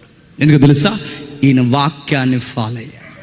ఈయన వాక్యాన్ని ఫాలో అయ్యాడు కనుకే తన తరంలో చక్కటి ఆరాధన తీసుకొచ్చాడు. ఆరాధనలో వాక్యాలు, దావీదు కీర్తనలు, ఆసాపు కీర్తనలు, యామాన కీర్తనలు ఉన్నాయి చూసారా? అవి కీర్తనలే కాదు చెప్పండి, అవి వాక్యాలు. అవి వాక్యాలే కాదు, దేవుని యొక్క ప్రార్థనలు. అవి ప్రార్థనలే కాదు, దేవుని యొక్క చిత్తం. ఆ పాటలన్నీ పాడుతుంటే ప్రజలు, మీరు చరిత్ర ఇంటికి వెళ్ళక చదవండి, రొమ్ములు కొట్టుకుంటూ ఏడ్చారంట. దేవా తప్పు చేశాం ప్రభు. ఇప్పుడు చెప్పండి, బాబ్జన్న తెలిసి పెట్టాడో తెలియక పెట్టాడో, ఇప్పుడు 7వ వార్షికోత్సవం అనుకుంటా. ఇది తెలిసి పెట్టాడో తెలియక పెట్టాడో నాకు తెలియదు, కానీ అర్థవంతమైన స్తుతి నైవేద్యాలు జరిగితే మళ్ళీ చెప్తున్నాను, వాక్యం ఎంత బలంగా పనిచేస్తుందో అర్థవంతమైన ఆరాధన కూడా చెప్పండి ప్రజలలో అంత బాగా పనిచేస్తుంది. అంత బాగా పనిచేస్తుంది. ప్రజల్లో ఒక చైతన్యం వస్తుంది, ప్రజల్లో ఒక నూతన విప్లవం ప్రారంభమవుతుంది. ప్రజల్లో ఇది కదరా నిజమైన ఆరాధన. అప్పుడు మనకి పనికి మాలిన పాటలు ఉన్నాయి చూసారా, ఆ పాటల కన్నా మన మనసు చెప్పండి దైవికమైన పాటలే మనకు వినాలనిపిస్తుంది. నిజమైన పశ్చాత్తాపానికి గురవుతాం. మన నిజమైన దైవికమైన ఆరాధన కొన్ని పాటలు మన క్రైస్తవ సంగీతకారులు రాసిన ఆ పాటలు వింటున్నప్పుడు ఏడుపు వస్తుంది. అరే ఈ పదం వీళ్ళకి ఎలా దొరికిందిరా అని. మన ఆంధ్ర క్రైస్తవ కీర్తనలు కానీ కొన్ని కీర్తనలు పాడుతున్నప్పుడు అవి చదువుతుంటే ఒక లెసన్లా అనిపిస్తాయి. అలాంటివన్నీ మళ్ళీ రావాలి. అదిగో ఒక్కడు నిలబడ్డాడు, దేశానికి ఉన్నతమైన ఆరాధన జరిగించాడు. మరలా ఆ తర్వాత మళ్ళీ రివైవల్ ఎక్కడ కనబడదు తెలుసా? ఇంకెక్కడ కనబడదండి. మలాకీ పుస్తకం కూడా అయిపోతుంది. ఆ మలాకీ పుస్తకం దాటి సువార్తలు కూడా వస్తాయి. ఆ సువార్తలు దాటి మళ్ళీ బయటకు వస్తాయి. మళ్ళీ అలాంటి రివైవల్ తీసుకొచ్చింది ఎవరు తెలుసా? అపోస్తుడైన పౌలు తీసుకొచ్చాడు. మళ్ళీ అలాంటి ఆరాధన అపోస్తుడైన పౌలు తీసుకొచ్చాడు. ఏం తీసుకొచ్చాడు? ఎథెన్స్ దర్బార్ని దద్దరలు కొట్టాడు మళ్ళీ వర్షిప్ చేసి. ఏదైతే ఉందో ఆ భయంకరమైన ఆరాధనలు కూరుకుపోయిన ఎఫెసీ పట్టణాన్ని, వారి యొక్క ఆరాధన క్రమాన్ని కొత్త ట్రెండ్ను ఫామ్ చేశాడు. శరసాలు పునాదులు కదిలించేశాడు, ఖైదీలు మనసులు మార్చేశాడు. ఇదిగో విగ్రహారాధన కాదు, ఇదిగో క్రీస్తు ఆరాధన చేయాలని అపోస్తుడైన పౌలు ఎఫెసీ సంఘం బయట ఉన్న భయంకరమైన ఆరాధన ఏదైతే ఉందో అర్తిమీదేవి ఉందగా, ఆ రోజుల్లో ఆ అర్తిమీదేవి గుడికి వెళ్ళిపోతున్న ప్రజలను తిప్పి ఎఫెసీ సంఘంగా కట్టేశాడు. మీరు ఇంటికి వెళ్ళినారు చదవండి. ఆ ఎథెన్స్ ఏదైతే ఉందో ఆయన మాట్లాడిన ప్రసంగం కానీ ఆయన ఎత్తుకున్న ఆ మాటల కూర్పు కానీ చూస్తున్నప్పుడు ఎథెన్స్ ఆశ్చర్యపోయింది. మీరెక్కడ చూడండి, సంగీతం ఎలా ఉండాలంటే ఒక మనిషిని మార్చేలా ఉండాలి. సంగీతం ఎలా ఉండాలంటే ఒక పాపి మారు మనసు వైపుగా రావాలి. నైవేద్యాలు, స్తుతి నైవేద్యాలు ఎలా ఉండాలంటే అర్పణలు మనమిచ్చే డబ్బులు కాదు, మనమే నైవేద్యాలుగా మారిపోవాలి. అది నిజమైన స్తుతి ఆరాధన అంటే. మనమే మారిపోవాలి. ఏవి అలాంటి ఆరాధనలు లేవి? చక్కగా మనసారా పాడితే వచ్చే ఆరాధనలు లేవి? అందుకే అడుగుతున్నాను, మళ్ళీ ఓష్యాలు రావాలి, మళ్ళీ పౌలు లాంటి వారు రావాలి, మళ్ళీ పేతురు లాంటి వారు రావాలి, మళ్ళీ ఆరాధన క్రమాన్ని ఉన్నట్టుగా పాడేవారు రావాలి. ఈ భయంకరమైన ఈ ఐడల్ వర్షిప్ ఈరోజు ప్రజల్లో పాతికిపోయింది. చూడండి, ఈరోజు ఆ రోజుల్లో ఇలా విగ్రహాన్ని ముందు పట్టుకుని పాడేవారు. ఇప్పుడు పాటలన్నీ చూడండి, విగ్రహం ఒకటే కనబడదు కానీ ఎవరో ఒకరిని ఆరాధించే పాటలే. ఇప్పుడు 90% పాటలన్నీ ఎవరి మీద ఉంటాయి చెప్పిన? ఆడపిల్లల మీద ఉంటాయి. ఆ పిల్లనే ఆరాధిస్తుంటాడు, అదో పాట. గాలిలో తేలినట్టు ఉంటుంది, స్పూన్తో బరువు అయిపోతుంటుంది, అదో పాట. ఎండాకాలంలో అనిపిస్తుంది, వానాకాలంలో అనిపిస్తుంది, అదో పాట. అది చూడండి, ఇది కూడా విగ్రహారాధనే. మళ్ళీ చెప్తున్నా, ఇవన్నీ విగ్రహారాధన. ఇలాంటి కుప్పు గంతుల పనికి మాలిన కలుషితమైపోయిన సంగీతాల నుంచి మళ్ళీ మన ప్రజలు బయటికి రావాలంటే నేను కోరుకుంటున్నాను, ఇలాంటి స్తుతి నైవేద్యాలు ప్రతి పల్లెలో, పట్టణాల్లో జరగాలి. మన ప్రజలు మళ్ళీ చైతన్యానికి గురవ్వాలి. మన ప్రజలందరూ మళ్ళీ వాక్యం వైపు తిరగాలి. మన ప్రభువుని మనసారా వాక్యానుసారంగా ఆరాధించాలి. ఓష్య లాంటి వారు వచ్చి విగ్రహారాధన ఎలా దూరం చేస్తారో మళ్ళీ మనలాంటి సహోదరులు, ఒక బాబ్జీ ఇంకా సహోదరులు ఎవరైతే ఉన్నారో వీలాంటి వారు అందరూ నిలబడి వాళ్ళ తరానికి, వారి పల్లెలకి ఒక కొత్త స్తుతి నైవేద్యాలు వాక్యానుసారంగా జరిగించి దేవునికి అనేక మందిని పట్టుకోవాలి. దేవుడు అట్టి వారిని దీవించి బలపరచును గాక. ప్రార్థన చేసుకుందాం. ప్రేమగల తండ్రి, కృపగలదే, మీ చిత్తం తండ్రి మాకు తెలియకపోవడానికి కారణం మా పాట ఏంటో, మా మాట ఏంటో, మా ప్రసంగాలు ఏంటో, మా ఆరాధనలు ఏంటో తెలియకపోవడానికి కారణం వాక్యం లేకపోవడమే. ఒక్కసారి వాక్యం లేకపోతే ఒక శతాబ్దం పాడైపోయింది తండ్రి. ఒక్కసారి వాక్యాన్ని మరుగు చేస్తే తండ్రి దేశం విగ్రహారాధన వైపు తిరిగేసింది తండ్రి.